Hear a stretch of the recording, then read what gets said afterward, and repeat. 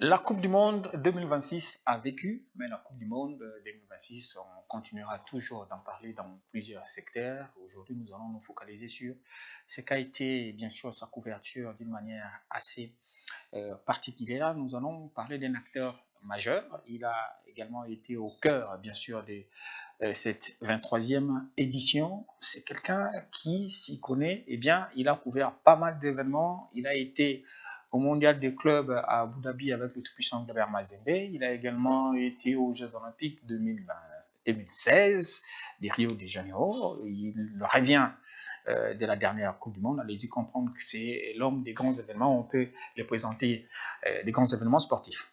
Permettez-moi de le dire ainsi. Il s'agit bien sûr de M. Kambundi et Thierry, que nombreux connaissent déjà sous plusieurs casquettes. Est-il encore chroniqueur sportif? Est-il encore ça reste un journaliste qui continue à faire parler de lui et à bien faire son travail. M. Kambundi, bienvenue. Merci, Waldo. Vous allez bien? Ça va, très bien. Allez, moi, ces plateaux, ça me rappelle, comme je l'ai dit à l'introduction, le plateau 2010, pour revenir fraîchement d'Abu Dhabi avec le tout-puissant Gabert Mazembe, la Coupe du Monde et les Jeux Olympiques. Aujourd'hui, c'est la Coupe du Monde des Nations que vous avez couvert. Personnellement, qu'est-ce qui vous a le plus retenu de ces trois événements précités? La CAN 2015, il ne faut pas oublier. Ah mais non, je n'oublie pas. Ça, d'ailleurs, jusqu'à la Coupe du Monde, c'était mon meilleur événement sportif en termes de couverture. C'est vrai qu'il y a eu la Coupe du Monde des clubs en 2010, mais ça n'avait pas la même sensation que la Coupe d'Afrique des Nations en Guinée équatoriale, où on a décroché la médaille de bronze avec Flora Ibengele, Bokani, les Bolassi, Bakambu, enfin, pas Bakambu, Bolassi, Kimwaki, Chancel Mbemba et le Capo. Voilà. Bref, c'était cette génération-là. Ça restait jusqu'ici la meilleure compétition sportive que j'avais couverte. Parce que la sensation, c'est renversement de la situation contre le Congo-Brazzaville. C'était unique, quoi. C'était unique. On a vécu des moments exceptionnels avec Florent Ibenge et toute sa team, les Youssouf Moulumbu. Ouais. Bref, c'était extraordinaire. Mais bon, voilà, il y a eu ça. Il y a eu le Chan au Rwanda. Il y a eu, c'est vrai, les Jeux Olympiques. Ouais. Les Jeux Olympiques qui, en termes de couverture, sont un peu complexes. Il n'y a pas assez d'accès. C'est tellement verrouillé. Je crois que j'ai une anecdote. C'est quoi? J'arrive à Rio. J'ai mon accréditation. Je vais à la salle de presse. Je suis installé. Je prends la liste des disciplines sportives qui font partie du jeu. Qui font partie du jeu. Et je compte sur cette liste des disciplines sportives que je maîtrise. On est en 2016. 2016. Donc 10 ans. Ouf! C'est à peine. Évidemment, ici, c'est le foot, le basket, le volley, le handball. Mais il y a le biathlon, le triathlon, il y a ceci, il y a cela. Bref, je me suis senti petit. Trop petit. Ouais. Englouti. Je l'ai dit d'ailleurs à mon retour. Je me suis dit, il y a quand même de la marge. On se dit, journaliste sportif, spécialiste en sport, mais non, le sport, ce n'est pas que 3, 4 ou 5 disciplines. Il faut aller au-delà. Cela m'avait poussé davantage à approfondir mes connaissances sur la couverture d'autres disciplines. L'athlétisme en soi comprend plusieurs épreuves qui nécessitent une certaine maîtrise. Bref, c'était aussi une très belle expérience, même si avec la RDC, on n'est pas allé loin et on a été obligé de revenir.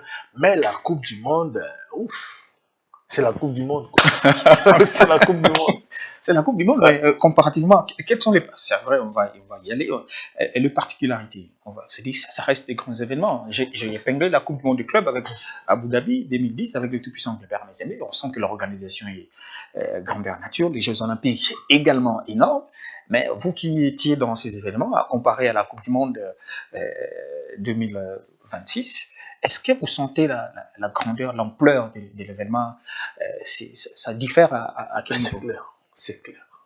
Déjà, les équipes en présence. À la Coupe du Monde de clubs, c'est vrai qu'il y avait l'Inter, mais l'Inter dans l'ancien format de la Coupe du Monde des clubs, les champions d'Europe ne disputaient que 2 matchs, si je ne me trompe pas, la demi-finale et la finale.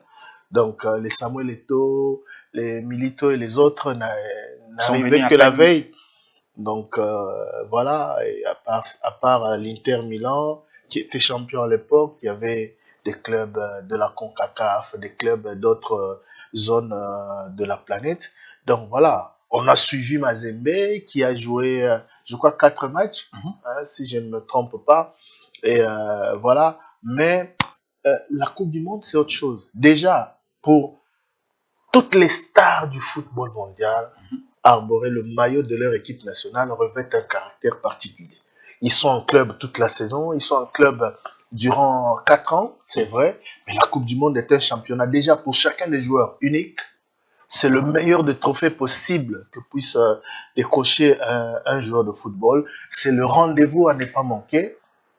Et donc voilà, Mbappé, quand on voit comment il s'est comporté avec l'équipe de France, Lionel Messi, comment il est transformé, bon, Messi, ça reste Messi, avec l'Argentine. Bref, déjà le caractère particulier d'honorer son équipe nationale. Pour toutes ces stars-là, c'est particulier. Maintenant, arriver dans une compétition, vous aurez Ronaldo, Messi, Mbappé, Luis Diaz, Harry Kane, Erling Haaland, enfin, voilà, c'est autre chose. C'est autre chose. Le mondial des clubs, c'est de 2010 parce que le format a changé. Ça a trop évolué. Bon, j'évoque 2010 parce que vous y étiez. Ouais, je suis d'accord. C'est dans ces contextes-là que le mondial des clubs face à ce très grand événement-là, ce n'est pas la même chose. Même si au mondial des clubs, la sensation était unique aussi. Ouais. C'est le tout-puissant Mazembe. C'est un club congolais qui arrive, qui enchaîne des exploits jusqu'à atteindre la finale tous les jours ou tous les matins aux entraînements avec les joueurs, les Kimwaki, les Kulukuta et les autres. Les Fatou Kabangou. Ouais, c'était autre chose, quoi. Les Pamphile Miaille et tout ça. Mais la Coupe du Monde, ça reste la Coupe du Monde. Surtout, pour revenir au contexte, Walter. On l'a dit, répété, je vous ai entendu en parler plusieurs fois. La dernière fois qu'on y était, c'était en 74. Ouais. Nous, on n'était même pas encore non du tout.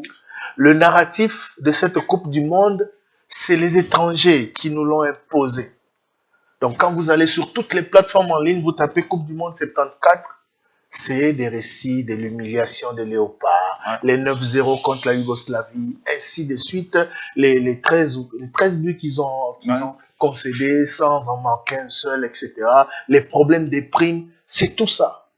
52 ans après, on réussit à se qualifier. C'était une très grande fête au niveau national. Moi, j'étais à Mbandaka le jour de la qualification. J'ai vu comment les Congolais à Mbandaka, chef-lieu de la province de l'Équateur, sont sortis et ont veillé pour célébrer les léopards ce jour-là. Pas à Kinshasa, à Mbandaka. J'ai vu des images de Goma, j'ai vu des images de Bukavu, tous on les a vus d'ailleurs. Est-ce que pendant que vous viviez ces images-là, est-ce que dans la tête déjà vous vous disiez que oui, j'y serai? Quand on s'est qualifié, avant de se qualifier, on se disait qu'il faut si on se qualifie, on pourra tenter les coups. On se qualifie, on se dit qu'il faut mettre dès le lendemain de Mbandaka. Heureusement qu'il y avait toute l'équipe là-bas, y compris notre patron, s'est dit il faut mettre en place le dispositif qu'il faut pour être mondial. On rentre ici, on commence à s'organiser parce que la Coupe du Monde, la couverture, ce n'est pas que tout de suite. Hein. Il faut les accréditations, il faut tout ça. Les démarches administratives, c'était compliqué. Mais la priorité pour nous, pour Top Congo, c'était l'équipe des sports. Je voudrais encore le rappeler ici. Il y en a qui ne me connaissent pas, qui disaient « Ouais, Thierry, tu es dans la politique, qu'est-ce que tu fais là ?» Bon, je les ai laissés parler. Mais voilà pourquoi quand ils suivent, ils vont comprendre que le sport, c'est dans l'ADN, c'est dans les sangs. Donc, les autres sont venus après. J'ai fait mes plus belles années du métier, c'est dans le sport. Les 6h45 qui faisaient du boucan, puis ça. Bref, on s'est dit qu'on va y aller. Mais le format n'était pas encore défini, tout le monde n'avait pas encore de visa, tout le monde n'avait pas encore d'accréditation, donc c'était compliqué. Il ne fallait pas y aller comme un supporter, il fallait y aller comme média pour bien couvrir. Et au fur et à mesure qu'on avançait, il y a eu Ebola qui a tout perturbé. Je regrette pour Jonathan, pour Genovic, pour Sylvie. Ils auraient vécu une expérience unique, celle que j'ai vécue. Ouais. Mais bon, c'est le destin. J'espère qu'ils auront leur occasion à eux. Donc, voilà un peu. La sensation était particulière. 52 ans après, on y retourne pour ne pas faire de la figuration, pour ne pas être aussi ridicule. On va y arriver, ouais. on va y arriver progressivement, parlant bien sûr des performances de développeurs. On reste d'abord dans le journaliste que vous êtes. Vous arrivez dans cette couverture, vous avez été dans plusieurs compétitions, mais on a vu qu'il y a eu une sorte de facilité d'accès. On vous a vu sur pratiquement l'RDG en train de faire des annonces, derrière les équipes sont traînées. Ça se passe comment? Ça s'est passé comment? Parce que bon, le journaliste congolais a ses idées. On dit finalement, ça a discuté à gauche, ça se racontait à droite. Vous qui étiez sur place, dites-nous, qu'est-ce qui a fait que vous soyez retrouvé sur l'RDG? C'est comme si vous aviez une exclusivité, c'est comme si... est-ce que ça pouvait se donner à tous les médias? Non. Qu'est-ce que vous avez fait pour je voudrais d'abord qu'on commence au départ. Excusez-moi, je vais revenir sur cette question-là. De quel départ vous voulez parler? De ma couverture de la Coupe du Monde. Allons-y. Ce n'est pas à Houston. C'est en Belgique. En Belgique avec les matchs amicaux. Oui. Nous sommes arrivés parce qu'il y avait l'imposition des 21 jours à passer à l'extérieur avant d'entrer sur le sol américain, qui coïncidait avec le début de stage des Léopards en Belgique, à Bruxelles d'abord. Nous y étions. Dès le premier jour du stage, on était là. On a vu des joueurs arriver, mais vu le protocole sanitaire, on ne pouvait pas les approcher. Les premiers jours des entraînements étaient à huis clos, mais le premier moment M, c'était la veille du match contre le Danemark à Liège. Là, le coach avait presque tous les joueurs, sauf Sipenga, qui n'était pas encore là. Là, je me suis vraiment mis dans le bain. Quand j'ai eu mon accréditation pour couvrir ce match amical international. L'accréditation, ouais, ça donne une certaine confiance. Ça rassure, ça te dit, ouais, tu vas faire ton travail et tu vas essayer de bien le faire. Conférence de presse avant match, les 15 minutes ouvertes à la presse pour la dernière séance d'entraînement. Ça faisait longtemps, hein, Valdo. Ça faisait très longtemps. On sait que la dernière CAN que j'ai couverte, c'était en 2017 au Gabon. Au Gabon. Ouais. Et tu le sais, j'étais un peu souffrant. Donc, ce n'était pas... Et même au niveau de l'équipe, on a quitté aussitôt. Ouais, même au niveau de l'équipe, c'était pas la meilleure des compétitions. Bref, là, ça faisait, presque 10 ans, 9 ans, que je n'avais plus vécu cette sensation-là. Et voilà, ça m'a fait du bien. Même les stades d'Akim ici, ce n'est pas vous. Hein. La première impression que j'ai eue, que l'on fera quelque chose de bien, c'est quand j'ai posé la question à Chancel Mbemba. Non, d'abord au coach, sur le temps de jeu de ces joueurs. Parce que ça faisait débat. Ouais. Parce que les Congolais, on le sait, la plupart de nos joueurs n'ont pas assez de temps. Ouais, ils sont pas titulaires, ils n'ont pas assez de temps de jeu, etc. Surtout des joueurs cadres comme Bakambu, comme Bemba, etc. Chancel Mbemba a voulu répondre à cette question et s'adresser au public. C'était à Liège. Oui, à Liège. Bon, j'ai posé la question au coach. Il a parlé, Chancel a voulu rebondir dessus et adresser un message. Il a dit, nous sommes conscients de l'enjeu et du défi. Nous allons surprendre les Congolais, mais nous y allons avec humilité. J'ai beaucoup aimé ces mots-là, je ne les ai jamais oubliés. Nous sommes à Liège, la veille du match contre le Danemark.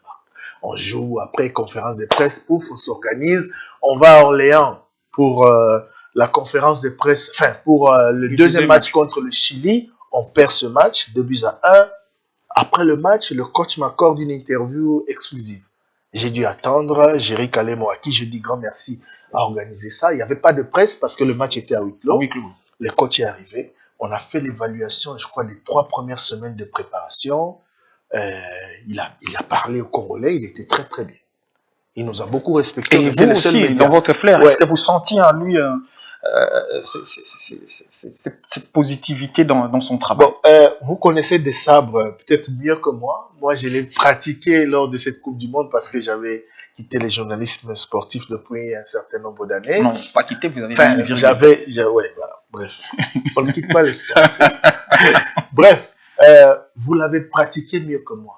Il est difficile d'arracher une certaine émotion à des sabres. Tout à fait. Les rares fois que je l'ai vu danser, rigoler, c'était dans le vestiaire avec ses joueurs.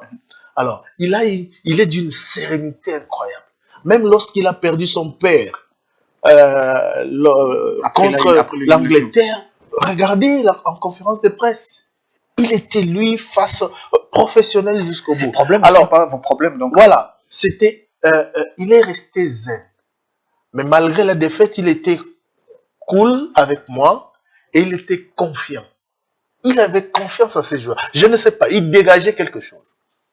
Cette interview existe. À la fin, on a même rigolé. Tatou Seba, faites-nous plaisir, faites-nous rêver et tout. Il y avait quelques animateurs qui venaient de Kinshasa, les Lumumba et tout. Il s'est arrêté pour parler avec eux. Et puis, il est parti parce que derrière, il devait aller à Château. Bref, il devait aller dans une ville de France pour prendre l'avion pour aller à Houston. Donc, il était serein, comme d'habitude, mais confiant. Et cette étape-là, finie, vous vous dites, vous faites une idée sur ce qui pourrait être. Je me suis dit que ça sera compliqué, mais en tant que journaliste sportif, ayant vécu pas mal d'événements avec cette sélection, je me suis basé sur notre prestation contre le Danemark. Pourquoi? Parce que ce jour-là, j'avais vu un Congo qui avait montré un très bon visage. Les gens ont dit ouais, on a fait 0-0, Bakambu a manqué un but et tout ça, mais le jeu collectif qu'on a sorti contre le Danemark m'a un peu rassuré quand même, à 30-40%. Hein, voilà, voilà. Ça vous a remonté. Ça vous a remonté. Oui. Et même si par la suite on a perdu contre le Chili, les matchs amicaux servent à cela. C'est des matchs de fixation, c'est des matchs qui vous permettent de vous faire une idée sur comment aborder la rencontre. Mais moi, contre le Danemark, j'étais très rassuré. Il y avait le public comme au Stade des Martyrs. Oui, on a vraiment vu. Là, ouf. Je voudrais rendre hommage aux Congolais. Les Congolais aiment leur équipe nationale. Oui. Valdo, je vous jure, à Liège, j'ai vu des gens venir de la Suisse, de l'Irlande, de la Hollande. Ils ont fait 9 heures, 10 heures de route pour aller voir les léopards. Une maman est venue, elle était comme ça, avec son mari. Elle avait un bâton comme ça, une canne. Pour elle, c'est peut-être l'événement unique. Elle est venue voir les léopards en amical. Et il y en a une autre qui m'a dit, Bisso Coupe du Monde, pour les États-Unis, donc nous, notre Coupe du Monde. Oui, c'était ça aussi. Donc, et l'hymne national, lorsqu'il a retenti, je me sentais au Stade des Martyrs. Ouais, la Belgique, c'est un peu chez nous aussi. Il y avait beaucoup de Congolais. C'était bien. Et la prestation était intéressante pour les léopards. Ce jour-là, j'étais quand même rassuré. On va contre le Chili, malgré qu'on perd, je ne regrette pas trop. Oui, mais, on n'a pas trop regretté. Mais devant, on voyait le Portugal. On commençait plutôt à fustiger la prestation de certains joueurs. Voilà. Le Portugal, quand le Portugal sera face au Portugal, voilà, ça sera très compliqué. Maintenant, je ferme la parenthèse de l'Europe pour parler de moi. Je voudrais saluer ici la collaboration avec la RTNC, le ministère des Médias, parce que ce qui s'est passé, c'est que avec les exigences de l'administration américaine, ce n'est pas tout le monde qui a pris, comme nous, heureusement d'ailleurs, des dispositions à temps pour être à la Coupe du Monde. Ouais. D'ailleurs, pour la petite histoire, le 22 mai, je sors de chez moi pour aller au travail. Je vais au travail, je n'ai pas fait ma valise, rien du tout. On m'appelle à midi, mon patron m'appelle à midi pour dire ce soir tu prends l'avion. Si tu ne prends pas l'avion ce soir, tu ne vas pas entrer sur le territoire américain à l'heure pour la Coupe du Monde. Imaginez, j'ai dû appeler à la maison, on m'a fait la valise m'a suivi en ville pour que j'aille à l'aéroport. Donc je suis sorti pas nouveau pour vous. Un vendredi, oui. C'est pour dire que les dispositions ont été prises de telle sorte que nous soyons à ce rendez-vous. Les temps comptaient énormément. Osez, Trésor, ils ont fini l'émission, le débat, et puis je les ai appelés avec le patron pour dire, vous partez, rentrez à la maison, faites vos valises, vous allez à l'aéroport. Et puis, bref, on arrive à Houston, on est accrédité, on a nos badges, et étant donné que la RTNC avait quand même payé des droits pour un certain nombre de matchs, et n'avait pas ses équipes sur place. Ouais. Top Congo était le seul média qui avait 10 personnes aux États-Unis. On a dû collaborer avec la RTNC parce que vous avez... Attends, 10 personnes, vous étiez en train suivre les léopards partout dans tous ces parcours qu'on a vus avec cette équipe. Il y avait l'équipe de Le Débat déjà. et les techniciens. L'équipe de les débats, c'est Christian Nosakono, Thierry Kambundi, Trésor Kiyombo, Osé Manzaza. Il y avait 3 techniciens derrière. Et sur place, on a dû recourir aussi à Roger Montou, qui est congolais, qui est américain d'origine congolaise, pour essayer un peu de nous mettre la sauce à l'américaine, etc. Donc voilà, nous on était là, on était bien représentés. Et comme il fallait faire honneur au pays, et comme heureusement dans l'équipe de Top Congo, il y en avait un qui avait fait ses premiers pas dans les sports, donc c'était moi. Moi, je connaissais un peu la couverture d'un grand événement.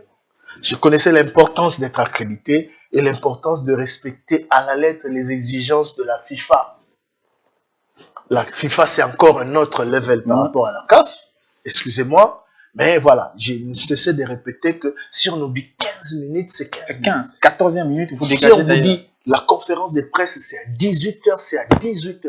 Nous devons être là une demi-heure plus tôt, placer notre matériel et le placer là où les responsables médias de la CAF vous le dira. Ouais. Ce n'est pas comme ici où on les place n'importe comment. On les place derrière, utiliser des caméras qui font... Bref, ces codes-là, pour bien couvrir la compétition, moi je le savais parce que j'en ai couvert plusieurs. Vous ne vous êtes pas substitué en RTNC? Non. On a collaboré. Gary Ouele, j'ai fait des plateaux d'avant-match avec Gary qui était RTNC. Dans la RTNC... De temps en temps, les micros Top Congo étaient toujours à côté des... Oui, parce qu'on était là. Je vous dis, il y a eu une collaboration. Nous aussi, nous avons acquis les droits radio pour la couverture, pour la diffusion des matchs ici au niveau national. Top Congo a diffusé les matchs sur la FM. Ouais. Oui. Et donc, voilà, il y a eu, c'est vrai, des démarches administratives pour acquérir ces droits et surtout une collaboration parce que le seul média congolais présent avec ses équipes au complet aux États-Unis, c'était Top Congo. Ah, pourquoi vous ne voulez pas les dire que c'est c'est aux autres de le dire. Le seul média qui avait pris des dispositions. Vous faites vos preuves, on va pas les dire. Qui avait pris des dispositions en amont, je suis désolé de le dire, mais c'est la vérité. Dès que l'administration américaine a dit il faut être sorti 21 jours avant d'entrer sur le sol américain, nous, on a pris des dispositions, on a pris des billets, on a fait... C'est lourd, hein, Valdo? Si, on est resté 3 semaines en Europe. Heureusement pour nous... 3 semaines, pas à votre rythme, à un rythme imposé. Voilà. Heureusement pour nous que les Léopards passaient leur stage aussi en Europe, donc on était un peu derrière. Ça dégraissait un peu la machine. Oui, mais 3 semaines à travailler au quotidien et à se préparer à aller aux États-Unis. Ces 3 semaines-là, c'est des locations, c'est beaucoup de choses, c'est des productions d'émissions sur place et puis on est allé aux États-Unis. En termes de coûts, c'était énorme. Donc on a pris des dispositions plus tôt pour être au rendez-vous. On arrive au rendez-vous, on est les seuls médias. On collabore avec la RTNC pour se retrouver. Bon, on n'est pas... Enfin, oui, on arrive, bon, les autres ne sont pas là. La RTNC a dû recourir à certains compatriotes qui sont dans le métier et qui vivent aux États-Unis. Ils ont eu des accréditations. Donc, avec la RTNC, le ministère des Médias, on a créé une sorte de task force pour offrir aux Congolais la meilleure des couvertures possibles. Évidemment, nous avons tiré notre épingle du jeu. Non pas profitant forcément de cette situation, mais surtout par rapport à ce qu'on a fait en dehors des matchs. C'est important, Valdo. Ouais. Tous les jours, on avait 2 ou 3 productions à publier, c'est-à-dire notre émission du matin et des éditions spéciales. Même la dénomination, la radio a changé des dénominations. Tout a changé, c'était la radio des Léopards.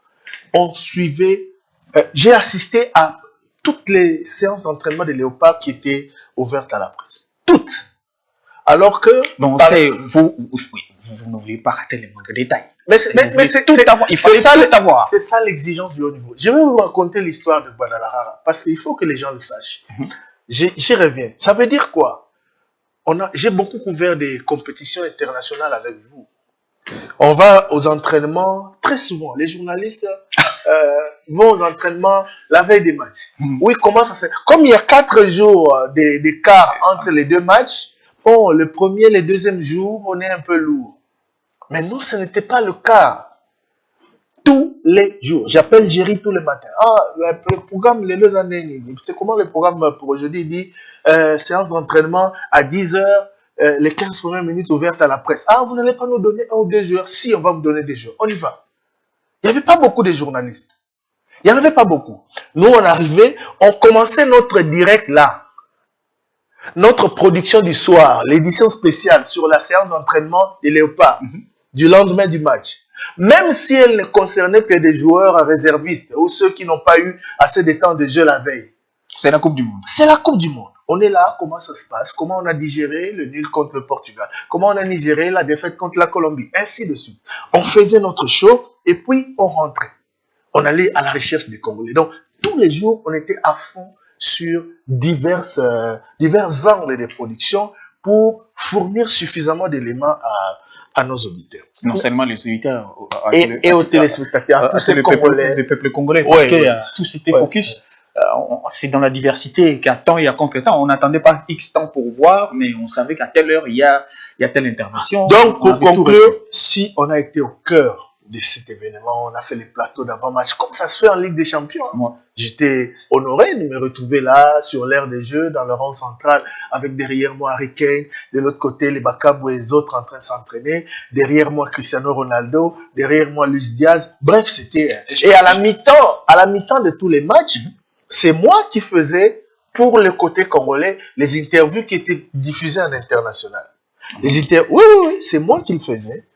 C'est moi qui étais désigné parce qu'il y avait Alim Bilo à qui je dis grand merci. C'est lui un peu qui était notre coordonnateur. C'est lui qui désignait qui va faire quoi, qui va faire la zone mix, qui va faire la flash zone, qui va faire la zone radio, ainsi de suite. C'est moi qui, donc 10 minutes avant la mi-temps, moi je descendais pour aller prendre position parce que c'est moi qui prenais l'entraîneur ou le joueur congolais désigné pour à la mi-temps faire la lecture des 45 premières minutes.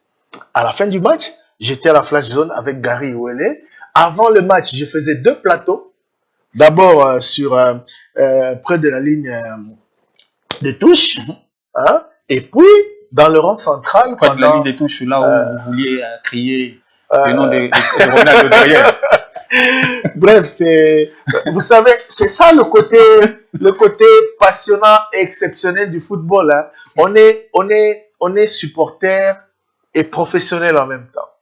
Donc, les combats, vous êtes en train de vous battre contre vous-même. Oui. Les matchs, je le suivais près de la ligne de touche. Et j'ai beaucoup d'anecdotes. Allons-y, faites la ligne de touche. Un petit exemple. On joue contre l'Angleterre. Moi, je suis là, c'est-à-dire la ligne de touche est là, notre banc est à 2 mètres. Sipenga marque contre l'Angleterre. Tu fais quoi? Tous les joueurs passent juste à côté de moi pour aller danser avec lui. Valdo, avec la passion qui m'animait, la joie et tout ce que tu peux imaginer, j'ai eu envie de me lever et de le suivre. Qu'est-ce qui vous a retenu? Mais c'est le professionnalisme. À un moment donné, il te rappelle que tu es journaliste. Tu vois la joie, l'explosion des joueurs. On n'était déjà pas très nombreux dans les gradins. Et moi, j'étais privilégié parce que j'étais là. Les joueurs s'échauffaient juste à côté de moi. Donc, ils sont tous passés là. Quand les derniers, je crois, c'est Mécha qui était le dernier à courir. J'ai failli me lever pour les suivre. Après, je me suis dit, hey, tiens, tu es journaliste. Bref, c'est ça la sensation. Les voir comme ça, si proche du banc, pas d'échange de mots avec eux? Non, c'est strictement interdit. Même quand on faisait les plateaux d'avant-match dans les rangs centrales, il nous était strictement interdit de parler avec des joueurs. Vous arrivez, vous faites votre show, vous annoncez le classement, vous annoncez le dispositif ou le schéma tactique, c'est fini. Vous sortez. Les interviews d'avant-match, c'est d'autres personnes, c'est Roger Moutou et Osé Manzada qui les faisaient. Hein. Quand les joueurs descendaient du bus, c'est eux qui les prenaient. Et le reste, c'était la mi-temps et l'après-match. Là, maintenant, on s'est dit, prenons le match. Le match tant attendu. On revient à la Coupe du Monde. Il faut jouer d'entrée les Portugal. Et ces matchs-là, à ces moments-là, parce que la suite des événements, à ces moments-là, vous, en tant que journaliste, c'était quoi vos idées dans la tête? J'arrive au stade de Houston la veille du match. Il pleut abondamment. Les Léopards avaient pour programme d'arriver plus tôt pour se familiariser ou découvrir l'art des jeux. Ouais.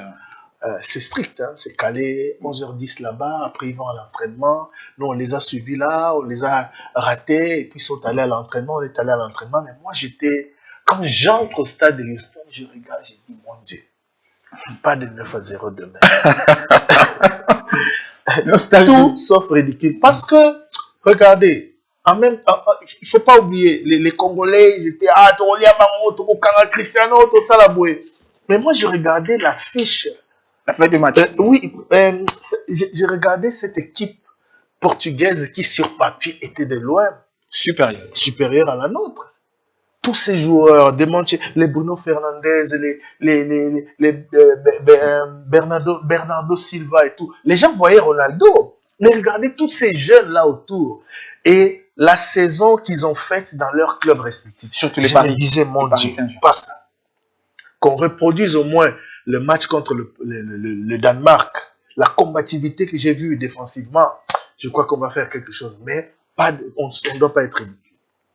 On arrive, on suit les léopards à l'entraînement, on se rend compte qu'ils sont quand même sereins, mais il y avait une dose de peur quand même. Eh bien, normal. Et cette peur, c'est un peu comme ces stress. Ils avaient le poids, 52 ans après, de revenir à la Coupe du Monde. Le chef de l'État était là, il est venu voir les matchs. Les Congolais attendaient ce rendez-vous, les tout premiers, après 1974. Sur ces matchs-là, il y a un confrère qui me disait, qui s'est souvenu en disant qu'à chaque match où il y avait la présence du chef de l'État, les léopards ne perdaient pas. Bon, enfin. Je dis, il a dit, il s'est retrouvé, il m'a dit, moi quand je suivi ces matchs, quand je vis la prochaine, c'est là où lui, il est allé s'accrocher au fait, s'agripper pour, mais ça, à chacun sa superstition, ses croyances. Eh ben oui. Bref, il y avait le contexte qui était lourd. Et moi, j'ai oublié. Quoi? Avant d'aller à l'entraînement, Sébastien Desabre arrive parce que il y avait, avant la conférence de presse, non, c'était après l'entraînement, avant la conférence de presse, il y avait des mix zones organisées pour les médias diffuseurs. Il y a une vidéo de moi en train de les prendre en interview, Christian Sakol en train de me filmer. L'image a suscité beaucoup de commentaires, etc. Il arrive, on échange. Ah, vous êtes là parce qu'il nous a vus depuis Bruxelles. Il nous a vus à Liège, il nous a vus à Orléans. Ah, vous êtes là, on a parlé. Encore une fois, il dégageait une sérénité. C'est du Desabre, quoi. Il n'avait pas peur, il ne paniquait pas. Je lui ai dit, mais coach, rien. Genre, coach, vous avez normal. Demain, on joue le portugais. Vous êtes normal, vous êtes normal. Je lui ai dit ça, coach. On a un peu rigolé. Il a dit, non, ça va aller. Il a parlé et puis on a échangé, on a eu une interview. Il est parti. Le jour du match, on arrive au stade, on est installé à la zone avec une presse. La première sensation, les premiers frissons que j'ai eus, tu vois comment ils déroulaient les drapeaux, cette grandeur-là des drapeaux. Quand vous êtes Congolais, vous n'avez jamais vécu ça en Coupe du Monde. Vous voyez les volontaires de la FIFA là entrer et puis dérouler les drapeaux. J'ai eu une sensation, mais j'ai eu envie on va cracher sur ces drapeaux ou bien on va le... Non, c'était une fierté. Avant, je ne sentais que de la fierté. Drapeau du Congo, drapeau du Portugal, l'hymne de la Coupe du Monde, les joueurs qui entrent. Non, c'était... Les débuts congolais. L'hymne national. Oh là là, il y a une vidéo de moi qui circule en train de... Ça, c'était pas l'hymne national récité, hein, c'était l'hymne national chanté avec fracas. Donc, c'était une sensation unique. On était tous là, les Gary Ouellet, les Roger Moutou, Trésor Kiyomboze. Chacun s'est déployé, mais a déployé sa gorge comme tu ne peux pas imaginer parce qu'on était fiers. C'était déjà ça la sensation. Le match commence 7 minutes après. 7 minutes 5-6 minutes. Ouais. Le Portugal marque. Ça va très mal. Seigneur, avec les temps qui restent. 9-0. Avec les temps qui restent. Non. Mais tout le monde a eu. C'était un coup de foi. Bah oui. Maintenant, quand j'ai vu la réaction 5, 10, 15, 20 minutes après, j'ai dit je sais pas si c'était Gary ou Antoine Roger Bolaba, j'ai dit à quelqu'un qui était à côté de moi, non, on ne sera pas ridicule aujourd'hui. On ne sera pas ridicule aujourd'hui. Parce que c'est venu de quoi? De la ligne défensive ou déjà, le dispositif tactique était le même que contre le Portugal. Contre le Danemark. On a commencé en 5-3-2. Ouais. Et quand j'ai vu Kapwadi à Liège, j'ai vu ce qu'il a dégagé, ce qu'il a sorti comme match, Wan Bissaka et et la paire, l'axe défensif Mbemba et Touanzebe. Ils ont sorti un très grand match là-bas. Et j'ai vu la réaction de révolte des Léopards après l'ouverture du score du Portugal. Hein, bon, on a quand même assisté à ah bah oui, on a des indices. Hein. J'ai dit à l'ami, on pourra perdre ce match, mais on ne sera pas ridicule. Parce que je les ai vus se dire, mais tiens, on joue dans le même championnat. Ouais. Le coach a dit à la fin du match qu'on les a regardés dans le jeu. C'est effectivement cette réaction-là que j'ai sentie après l'ouverture du score. Et heureusement que peu avant la pause, oui, ça nous a gratifié de ces buts historiques. Le premier. Les experts ou les passionnés du football savent que marquer avant la mi-temps, marquer peu avant le coup de sifflet final, ça vous procure une sensation extraordinaire. Même si c'est seulement pour égaliser ou réduire le score. Donc lui, il a marqué vraiment avant le coup de sifflet final. Et avant la mi-temps. C'était à la pause, c'était fini notre. Allez, on va quand même pas aller détailler parce que les temps, la télévision, on sait bien que moi, les temps, je vois que ça va beaucoup nous chasser ici. On va rapidement enchaîner avec le deuxième et le troisième match dans la phase de groupe. Après ces matchs contre le Portugal, vous vous êtes dit certainement on va sortir de ces groupes. Après ce match, on a senti une certaine fierté des Congolais. On s'est dit que c'est possible. Bon, évidemment, il y a ceux qui ont commencé à rêver. Les Congolais sont comme ça. Après un premier bon résultat, il y avait une fan zone des Congolais, Valdo. Je suis allé la visiter. Il y avait plus de 3000 Congolais venus du Canada, de tous les États des États-Unis, de Dallas, de Houston, il y a eu aussi le gouvernement. Le président qui est venu là. Le gouvernement a mis les moyens pour le transport. Mais c'était bien. Après ce match-là, il y a une certaine confiance, fierté. Mais le coach disait toujours que le prochain match sera encore plus difficile pour nous. Parce que cette fois-là, ils nous ont vu jouer et ils nous attendent. L'Ouzbékistan, dans la tablette? Non, là, on ne parlait pas encore de l'Ouzbékistan. Là, c'était la Colombie. Ouais. Et nous, on devait se déplacer pour Guadalajara. Excusez-moi de prendre juste deux petites minutes ici parce que... Il s'est passé quoi à Guadalajara? On revient au Mexique? Bon, on quitte Houston, on va à Guadalajara la veille du match. On arrive... On rappelle que c'est à Guadalajara où la RDC avait obtenu son ticket pour sa qualification face à la Jamaïque. On arrive là, le stade est déjà très loin. Entre là où vous devez abandonner les taxis et entrer au stade, c'est presque 1 heure de marche. On arrive, conférence de presse et tout ça. Et puis, bouf, les matchs se déroulent. On perd contre la Colombie. On prend ce but. Bref, on a perdu. On perd, le match se termine. Il est 22. C'est l'anecdote que je voulais évoquer pour dire à quel point, quand on couvre une Coupe du Monde, il faut rester professionnel, peu importe la circonstance. Le match se termine vers 23h moins, heure de Guadalajara. Conférence de presse, interview et tout ça. On sort du stade, il était minuit. Il pleuvait abondamment. Les Colombiens étaient en fête. Nous, on était malheureux. On sort de là, il fallait marcher pendant 1h30 pour aller attraper un taxi. Mouillé. Battu. Déçu. Et tout ce que tu peux imaginer. On marche. On était 4 ou 5 Congolais. On arrive là, on attrape un taxi. J'arrive à l'hôtel, il est 2h du matin, heure de Guadalajara. C'est 6 heures de plus, 7 heures de plus, je crois, avec Kinshasa. 6 heures ou 7 heures. J'ai dit au gars, Christian Lusako était fatigué, déçu. Il a fait la même marche que nous, il dit, on est fatigué. J'ai dit, pas d'état mort. On doit. Parce que l'émission, le débat, arrivé, les gens nous attendaient. Bien sûr. On ne peut pas faire d'émission. Sinon, c'est quoi? Vous êtes fanatique? Vous allez justifier quoi? On ne connaît pas tout ce que vous avez vécu là-bas. Et puis, on a tout en boîte. On a eu toutes les réactions. Et moi, j'ai fait l'interview avec Luis Diaz. Le sentiment que vous avez, les autres n'ont pas. Oui. Moi, j'ai interviewé Luis Diaz, les moteurs, donc, pour les pousser. J'ai réveillé tout le monde. Enfin, non, il y en a on était presque debout. Mais on devait dormir parce qu'à 4h du matin, donc 2 heures plus tard, après, on devait aller à l'aéroport pour prendre l'avion et retourner à Houston. J'ai dit, on ne dort pas.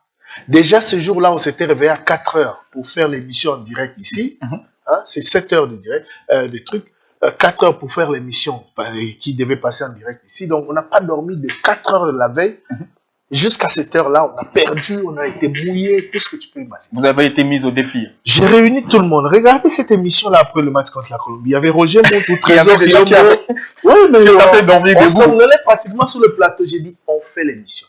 On a fait l'émission, on a passé les réactions, on a passé les joueurs, les Congolais et tout ça. On a fini l'émission à 4h05. Juste le temps de ranger le matériel direction aéroport. On a dormi à Houston. Hein. Donc, de la veille jusqu'à ce jour-là, on n'a pas dormi. On a passé une nuit blanche, une nuit de déception, de tout ce que vous pouvez imaginer. C'est ça l'exigence du... Eh ben oui, hein, ça en vaut la peine. C'est-à-dire tout ce qui arrive, l'obligation envers les auditeurs ou téléspectateurs. L'émission est passée, c'était parmi les émissions qui avaient cartonné parce que tout le monde attendait réaction et tout ça.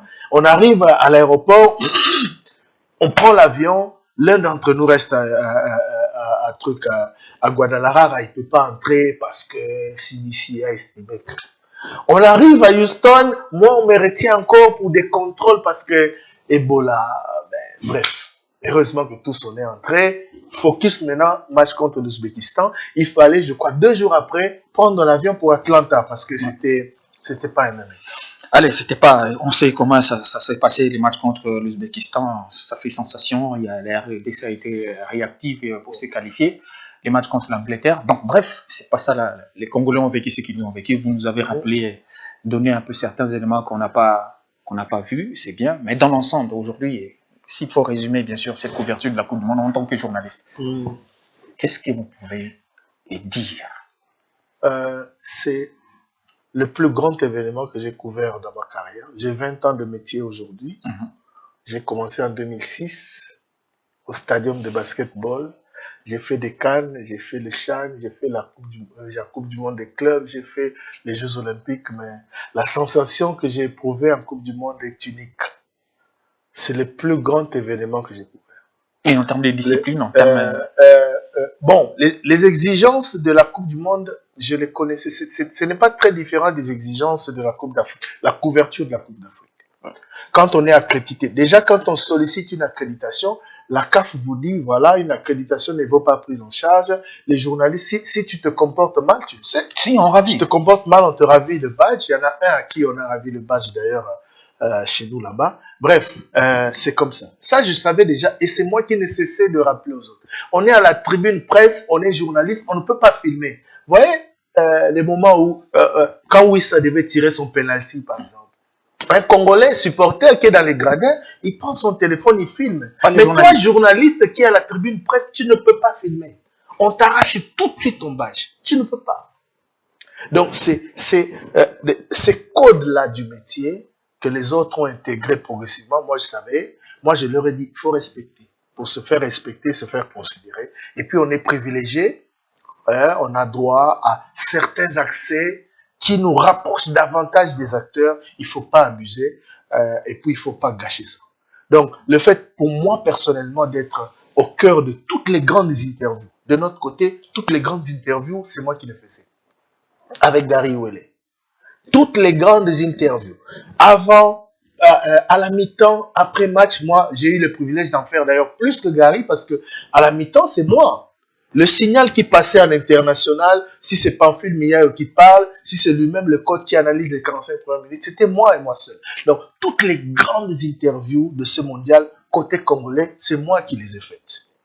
Accompagné de Gary pour la fin du match. Et donc, pour un journaliste, vous pouvez vous imaginer. Et c'est moi qui, aussi, c'est moi qui choisissais les joueurs. Parce que la FIFA... Alors, on vous donne droit de choisir. Oui. En tant que diffuseur congolais, j'ai parlé de la collaboration avec la RTNC et tout. Bon, au-delà de cette collaboration, je parle du fait de... c'est moi qu'on a choisi. C'est-à-dire qu'avant... D'ailleurs, le troisième but de Wissa, je ne l'ai pas vu. Hein. Vous faisiez quoi? J'étais dans le couloir en train d'aller me positionner pour les interviews. J'ai entendu wow là-bas. Bon, c'est des aléas. C'est des aléas. Je l'ai vu à la télé. Bref, j'arrive. Le responsable de la FIFA qui était attaché à nous me demande quel joueur voulez-vous pour les interviews d'après-match. C'est moi qui choisissais. J'ai donné les dossards. Si je veux Chancel, j'ai mis 22.